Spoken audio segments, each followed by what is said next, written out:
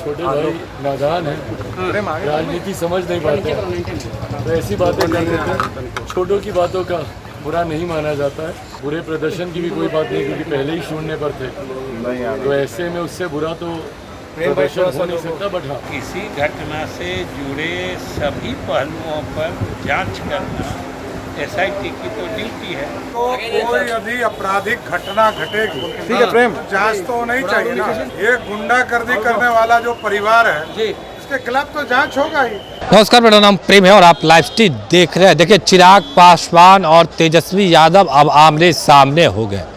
देखिए, चिराग पासवान को लेकर तेजस्वी यादव एक बयान दिए थे और चिराग पासवान हाजीपुर से लोकसभा का चुनाव लड़ रहे हैं। देखिए, मतदान संपन्न हो गया, पर तेजस्वी यादव चिराग पासवान को हार की अग्रिम बधाई दे रहे थे। अब चिराग पासवान सामने आते हैं और इंडिया गठबंधन के तमाम नेताओं पर खूब बरसते हैं।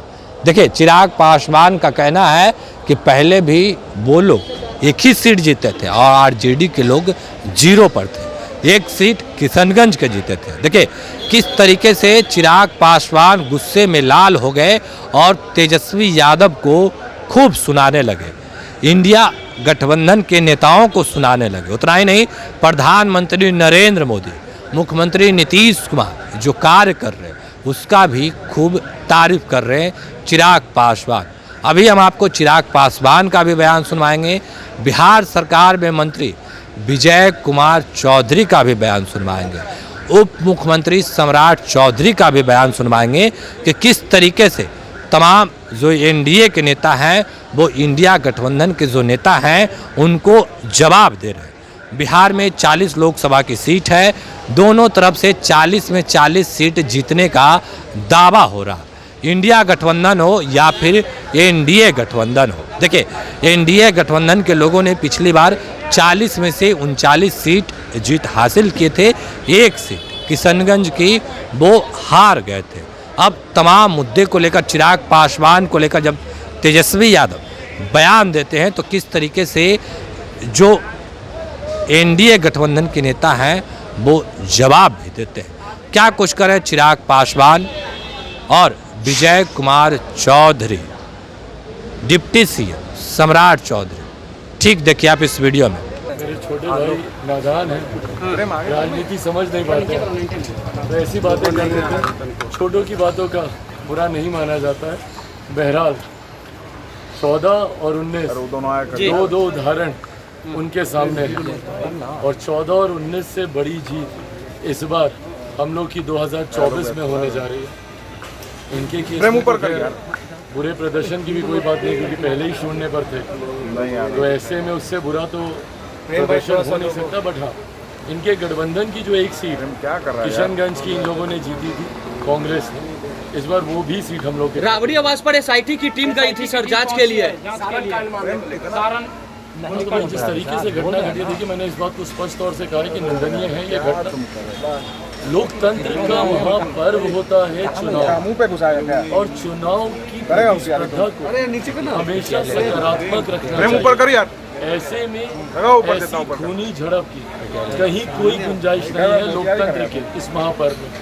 कुछ ऐसे असामाजिक तत्व जो इस महापर्व के उत्साह को, उल्लास को या जज्बे को बिगाड़ने का प्रयास करते हैं, उन लोगों को चिन्हित कर कड़ी से कड़ी कार्रवाई होनी चाहिए।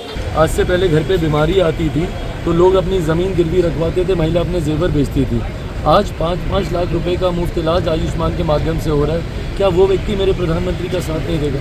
81 करोड़ लोगों को मुफ्त में राशन दिया जा रहा है, क्या वो व्यक्ति, वो परिवार मेरे प्रधानमंत्री का साथ नहीं देंगे? जिस संख्या में आज प्रधानमंत्री आवास, मुख्यमंत्री आवास जो छत घर पर दी गई है, सर के ऊपर दी गई है, क्या वो लोग मेरे प्रधानमंत्री का साथ नहीं देंगे? ऐसे में जहां वो लाभार्थियों की संख्या बहुत ज़्यादा है, पिछले 10 सालों में जिस तरीके से देश की अर्थव्यवस्था मजबूत होने के साथ साथ 25 करोड़ लोग गरीबी रेखा से बाहर निकले, तो अब लाभार्थियों की संख्या, ऐसे लोगों की संख्या जो कहीं ना कहीं प्रभावित हुए हैं हमारी योजनाओं से, उनका साथ मेरे प्रधानमंत्री के साथ। और बिहार में अगर हम लोग समीकरण की बात करें तो पहले से मजबूत गठबंधन हम लोग का 2019 से बड़ा और मजबूत गठबंधन, पिछली बार 3 दलों का, इस बार 5 दलों का गठबंधन, ये तमाम फैक्टर्स मेरे विश्वास को बढ़ाते हैं। और देखिए, जब जब महागठबंधन की बात आती है, गाली गलौज, मारपीट, हाथापाई, इस तरीके की घटनाएं जब जब उबाल लेती है, तब तब जनता पूरी तरीके से एनडीए का साथ देती है। छपरा में जो घटना हुआ उसको कैसे देखते हैं? निंदनीय है पूरी तरीके से, और जांच होनी चाहिए और कड़ी जांच होनी चाहिए। लोकतंत्र का महापर्व होता है चुनाव, लोग हर्षोल्लास के साथ इसको मनाना चाहिए, ना कि इस तरीके की खूनी झड़प के साथ। ऐसे में जो भी ऐसे लोग हैं जो इस तरीके की सकारात्मक प्रतिस्पर्धा पर बाधा बनते हैं या इस तरीके से माहौल को खराब करने का प्रयास करते हैं, उनको चिन्हित करके उनके ऊपर कड़ी से कड़ी कार्रवाई होनी चाहिए। राहुल गांधी कह रहे हैं कि उनकी सरकार आएगी तो सबसे पहला काम जो है अग्निवीर। आज राबड़ी आवास पहुंची है जांच करने। नहीं, हम लोग तो प्रचार से आए। कोई घटना कोई घटना घटी है तो किसी घटना से जुड़े सभी पहलुओं पर जांच करना एसआईटी की तो ड्यूटी है। अब वो कहाँ गई है, हम लोग तो अभी प्रचार से आ रहे हैं, उसकी विस्तृत जानकारी नहीं है। और जो भी सच्चाई होगी वो तो सामने आएगी। सम्राट जी, आज राबड़ी आवास पर एसआईटी की टीम पूछताछ के लिए पहुंची थी। किसी को कोई यदि आपराधिक घटना घटेगी, ठीक है प्रेम, जांच तो नहीं चाहिए ना।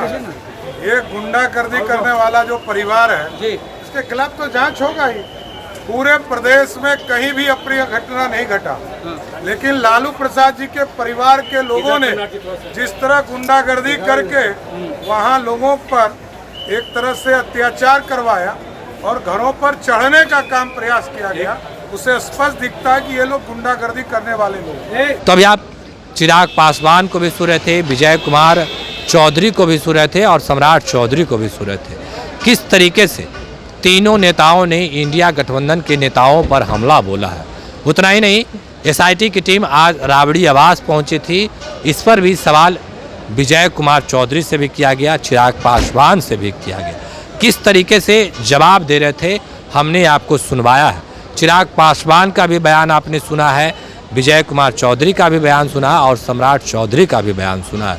देखिए, साफ शब्दों में चिराग पासवान करें, प्रधानमंत्री नरेंद्र मोदी कितने गरीब के मदद कर रहे हैं। आवास योजना, प्रधानमंत्री आवास योजना हो या फिर मुख्यमंत्री आवास योजना हो, लोगों को मिल रहा है। पर लालू परिवार पर किस तरीके से चिराग पासवान बरस रहे थे वो भी आपने सुना, खूब सुना रहे थे। अब देखने वाली बात होती है कि चिराग पासवान के जवाब में तेजस्वी यादव क्या कुछ कहते हैं, क्योंकि चिराग पासवान है वो तेजस्वी यादव को बच्चा भी बता रहे हैं। अब देखने वाली बात होती है कि दोनों नेता चिराग पासवान और तेजस्वी यादव दोनों नेता आमने सामने हो गए। अब एक दूसरे को जवाब भी दे रहे हैं।